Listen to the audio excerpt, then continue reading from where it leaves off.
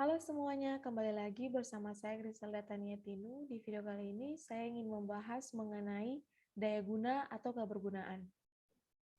Pengertian dari daya guna atau usability adalah tingkatan di mana sebuah produk dapat digunakan oleh user untuk mencapai tujuannya secara efektif, efisien, dan kepuasan dalam menggunakannya.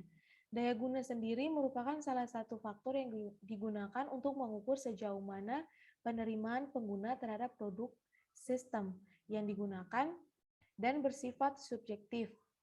Efektif dan efisien mempunyai tujuan yang sama, yaitu meningkatkan kinerja organisasi. Efisien adalah bekerja dengan menggunakan sumber daya dan energi yang sesuai tanpa pemborosan. Efektif adalah melakukan sesuatu yang sesuai dengan apa yang diinginkan dengan tepat. Poin B, penentu keberhasilan sistem. Yang pertama, berguna atau useful, di mana sistem berfungsi seperti yang diinginkan oleh penggunanya.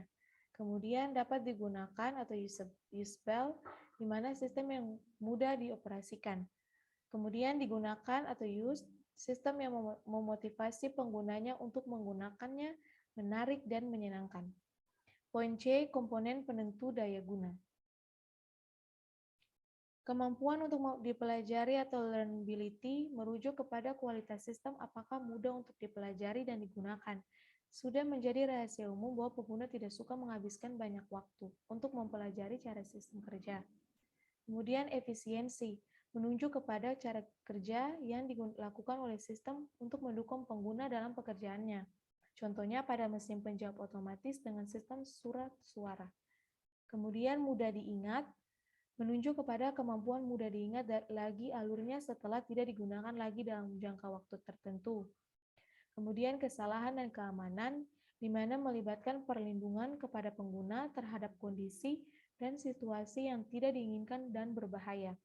Sistem sebaiknya mempunyai berbagai fasilitas pertolongan untuk pengguna dalam sembarang situasi untuk menghindarkan mereka dari melakukan kesalahan yang tidak disengaja.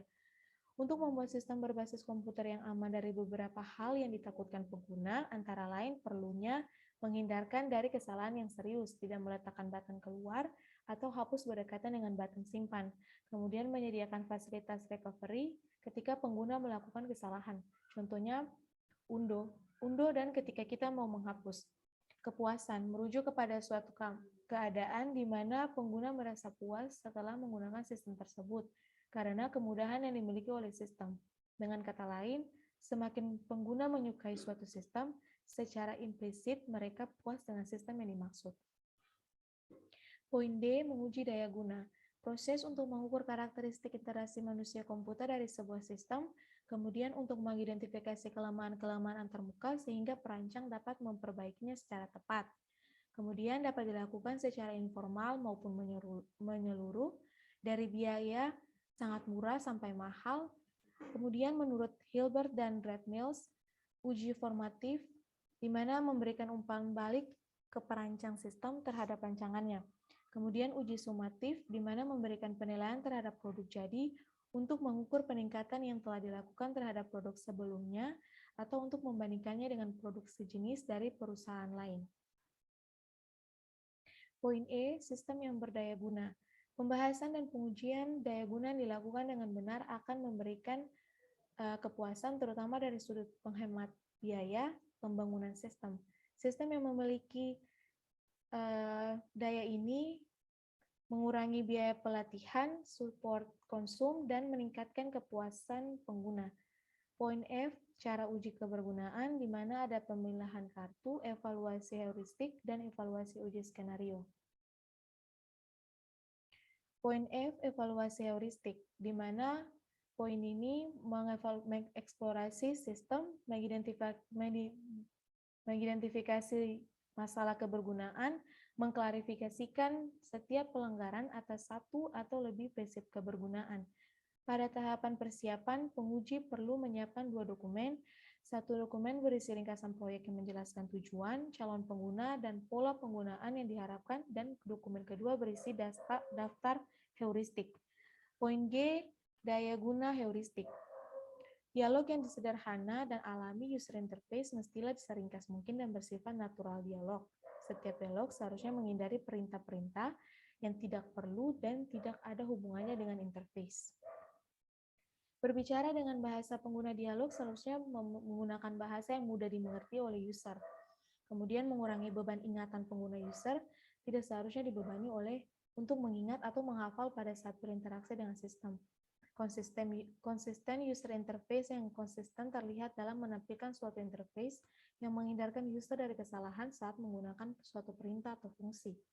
Kemudian sistem timbal balik sistem sebaiknya memberitahu pengguna atas segala aktivitas yang sedang berlangsung. Kemudian jalan keluar yang jelas harus dapat memberikan penjelasan tentang kondisi dan solusi untuk menghindari user terjebak dalam tampilan-tampilan yang tidak diinginkan saat berinteraksi dengan sistem. Kemudian jalan pintas berguna untuk membantu user agar dapat menggunakan berbagai fungsi dengan mudah. Pesan kesalahan yang baik, sistem sebaiknya menyediakan mekanisme pemberitahuan kesalahan yang menunjukkan situasi bahwa user berada dalam kondisi yang bermasalah. Kemudian mencegah kesalahan sistem interface yang baik harus mampu membuat user menghindari kesalahan.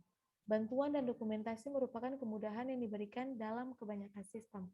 Menjelaskan cara menggunakan sistem, ciri-ciri khusus sistem, dan mengizinkan user untuk mengendalikan sistem dengan lebih baik. Mencegah kesalahan sistem interface yang baik harus mampu membuat user menghindar kesalahan. Bagian poin H, pesan-pesan kesalahan yang baik atau good error message, aturan dalam menampilkan pesan kesalahan. Yang pertama, pesan kesalahan yang digunakan harus jelas dan mudah dipahami. Kemudian, pesan-pesan yang disampaikan harus bersifat khusus. Pesan kesalahan hendaknya menyediakan cadangan penyelesaian atau kesalahan yang dilakukan. Penyampaian pesan dilakukan dengan sopan. Sekian dan terima kasih.